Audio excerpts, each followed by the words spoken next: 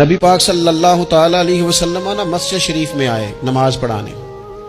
بہت سارے لوگ نا بچپن سے بڑی محبت والے ہوتے ہیں، چھوٹے ہوتے ہی بڑے پیار والے ہوتے ہیں، عشق لگا سی کھیڈاں کھیڈ دی دو۔ چھوٹا سا بچہ حضور مسجد میں آئے نماز پڑھانے تو نبی کریم علیہ السلام نے اپنے نالین مبارک اتارے تو اس بچے نے فٹافٹ اٹھا لیے، اٹھا کے نا پھر اس نے وہ جوتے صاف کیے، صاف کر کے اپنے پاس رکھ لیے۔ حضور نماز پڑھا کے باہر نکلے، چھوٹی سی عمر ہے، اس نے حضور کے سامنے نا وہ یوں کر کے نالین شریف رکھے، کریم رسول نے پہن لیے، حضور مسکرا کے چلے گئے۔ کیسا نصیبوں والا بچہ ہے۔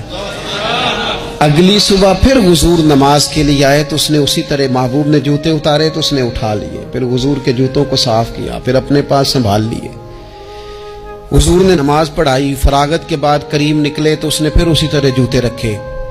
تیسرا دن ہوا، وہ یوں سامنے کھڑا ہے، حضور نے یوں مسکرا کے دیکھا، کریم نے دیکھا، محبوب نے جوتے اتارے، اس نے تھامے، صاف کیے، اپنے پاس رکھ لیے۔ حضور تکمیل نماز پر باہر نکلے، جوتے اس نے سامنے رکھے۔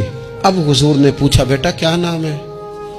یعنی حضور نے پوچھا، نبی کریم میں نے سنا ہے وہ بن سنور کر میری عیادت کو آ رہے ہیں، یہ دیکھو نا نرخ بازار محبت کا انوکھا ہی ہو گیا، نرخ بازار محبت کا انوکھا ہی ہو گیا، خود خریداروں میں شامل آ کے مولا ہو گیا۔ یعنی حضور نے خود حال پوچھ لیا، نبی کریم نے حال پوچھا کیا نام ہے؟ اس نے کہا فلاں نام۔ باپ کا کیا نام ہے؟ حضور فلاں بن فلاں۔ کس قبیلے سے ہو؟ یا رسول اللہ فلانے قبیلے سے۔ فرمایا تمہیں کس نے کہا میرے جوتے اٹھاؤ، صاف کرو، پاس رکھو، جب نکلوں تو دو؟ عرض کرنے لگے حضور کسی نے بھی نہیں کہا، میرا دل کرتا ہے۔ یا رسول اللہ میرا دل کرتا ہے، مجھے کسی نے بھی نہیں کہا۔